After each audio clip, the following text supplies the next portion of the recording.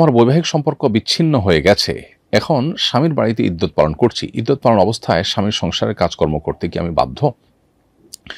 প্রিয় দর্শক, আপনার প্রশ্নের উত্তর হলো যে বৈবাহিক সম্পর্ক যখন বিচ্ছিন্ন হয়ে গেছে এবং আপনি স্বামীর বাড়িতে ইদ্যত পালন করছেন, নেসেসারি যে সমস্ত কাজগুলো আপনার, সে কাজগুলো তো আপনি করবেনই। এর বাইরে যেগুলো আসলে শরীয়ত আপনার উপরে দায়িত্ব হিসাবে চাপায়নি, স্বামী স্ত্রী সুলভ সম্পর্কের ভিত্তিতে আপনি করেছেন বা করতেন, সে কাজগুলো যদি আপনি করেন সেটা হবে আপনার পক্ষ থেকে বদান্যতা, কিন্তু শরিয়া সেগুলো আপনাকে করতে বাধ্য করে না।